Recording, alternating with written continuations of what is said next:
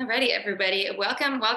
Thanks for joining today. This one will definitely be recorded because I think this is going to be very helpful and something that I'm going to use in the future for sure. It's a very common sort of thing that I see for newbies or beginners, or even people who aren't just too sure exactly what a diet or a proper diet is. I know a lot of us have probably been dieting our entire lives or in a constant state of wanting to lose weight. And that's probably the reason why you're in a constant state of wanting to lose weight. Okay, so kind of tapping into some of the things of a checklist to know if you're in a good place to lose weight. So exciting. All right, so let me share my screen. Okay. Cool. So no PowerPoint presentation today, but even better, we have a checklist. Everyone can see the checklist and can see me. Thumbs up. Yep. Cool. Awesome.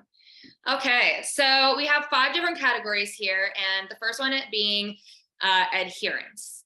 Kind of speaks for itself, but I really want to dive into why this is so important. A lot of times, I will get a client, and as soon as we take them on, we have their calories set to a point that's maybe somewhere at maintenance, or basically, long story short, anytime you start with a coach, or if you conduct your own diet and you try to find your maintenance, it will always just be trial and error. Okay, everyone's bodies is different. Everyone's dieting history is different. There is no calculation that will come up with your specific maintenance. It's all about your previous dieting history. It's all about the state of your internal health now, your digestion, all of that. So it's always kind of a trial and error to figure out your maintenance.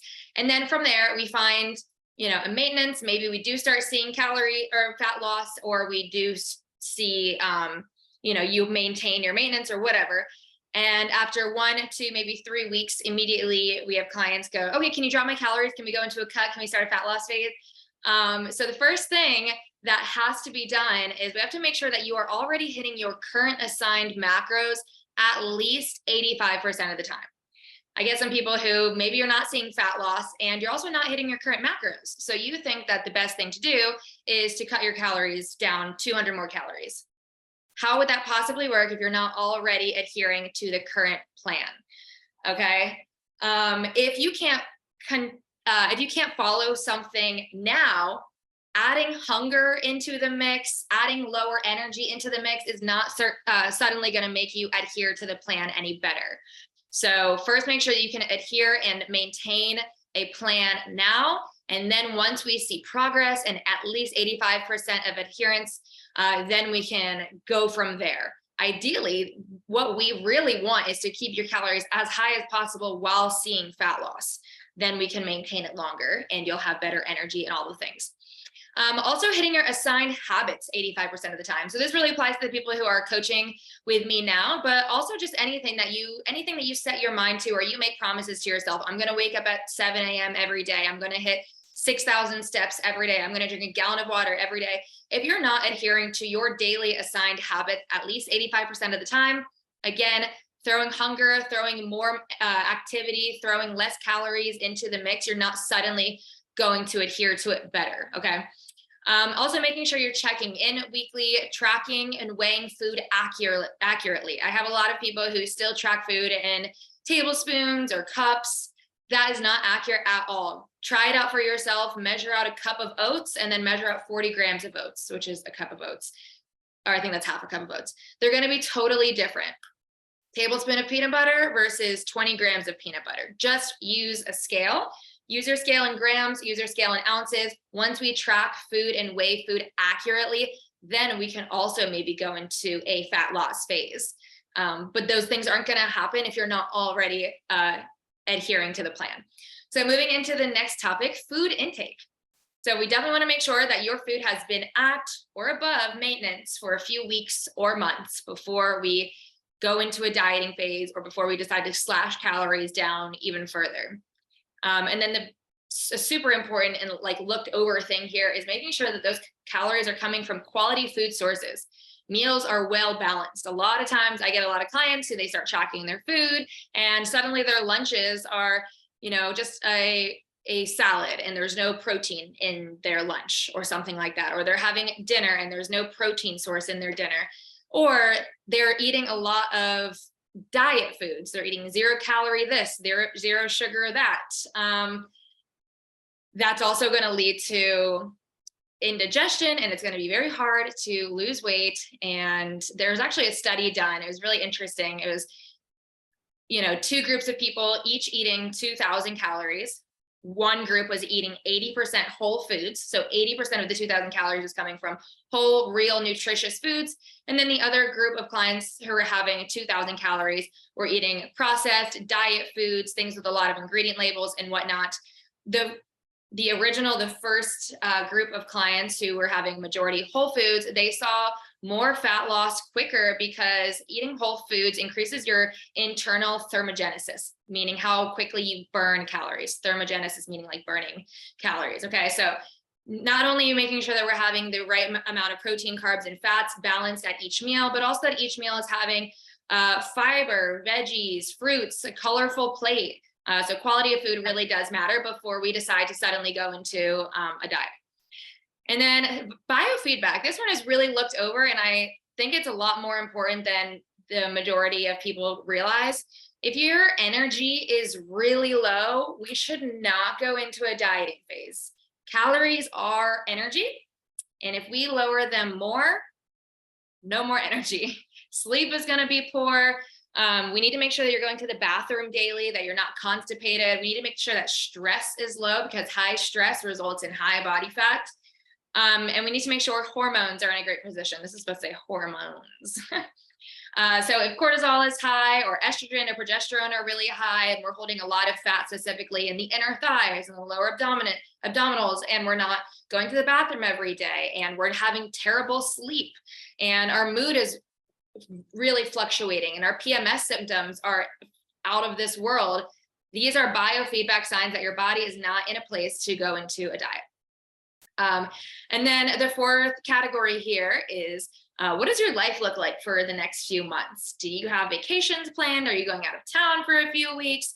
And not to say that with these things, we can't live or maintain a healthy lifestyle or even see progress through these things, but keeping in mind that when we do go into a proper dieting phase, that you do need to have a little bit of extra time to commit to more activity, whether that's an extra day in the gym, an extra session of cardio, a little more steps throughout the day. You also should be in a position where it's easy to say no to drinks, going out, eating out, staying up late, things of that sort. Again, not that any of those things are inherently bad. However, when you're in a dieting phase, we want to make sure that we are able to prioritize certain things so that we can see progress and not just stay stuck in this inconsistent cycle. And then my favorite, mindset.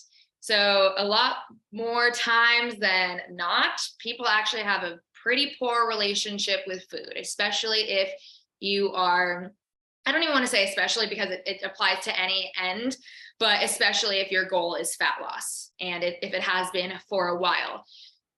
More people than you would even think have a poor relationship with food. Doesn't matter how fit you are. I've seen, extreme athletes have terrible relationships with food, or beginners who don't even understand what macros are, be obsessed with counting calories and things of that sort.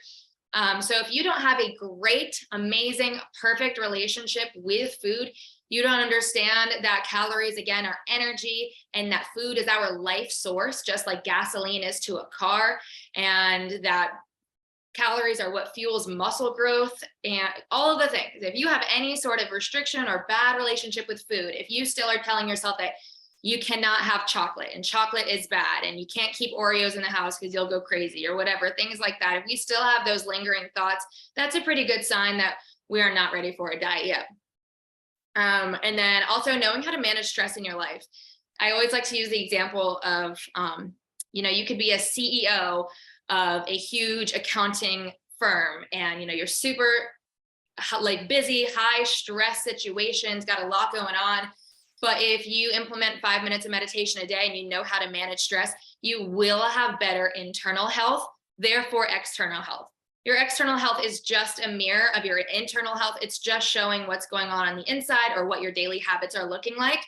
So if we have, good stress management techniques, you'll be good to go, compared to maybe a stay-at-home mom who doesn't have many things going on, but she is super anxious and lives in her head and very high stress and doesn't have things to manage her stress with. Losing body fat in that situation is going to be much harder. It might even come to a standstill, again, looping all the way back to hormones. So yeah, this is the checklist. Maybe if you want to screenshot and kind of refer back to this or whatever, I can send it to you and I'll make the spell check edits. But yeah, a lot of people kind of really don't understand what a dieting phase exactly is. They're just used to slashing calories, starving themselves for a little bit, maybe seeing progress for a little bit of time and then gaining it right back, and which is probably why we're on this call. So that's my goal, is to make sure that this is the last time we ever have to go through this cycle, that it's maintainable, sustainable, enjoyable, that our internal feedback markers are good to go. Because life that's miserable, where you're starving yourself and you think only running and eating salads is the way that you can lose weight, is no way to live. And I would rather be overweight than be miserable. So yeah, that's my presentation. Anybody have any questions or anything to add? Maybe you've noticed some markers yourself, or noticed internal benefits of tracking food and losing weight, higher energy, better sleep, better digestion, things of that sort, since going on your fitness journey.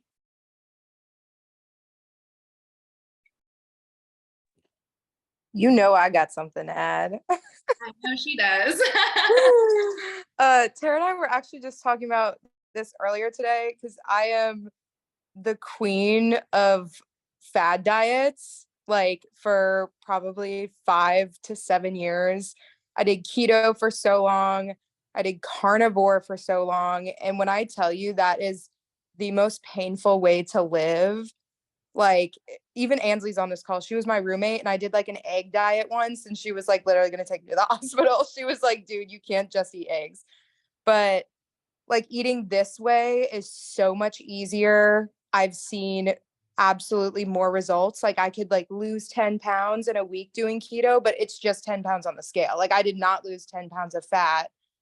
And then like Tara said, with the sleeping, like, always been a big cannabis smoker, and I was always like, oh, I needed to go to bed, like, used to sleep terribly, and that's like one of the biggest changes I've seen in myself too. So yeah, That's amazing. what not to do.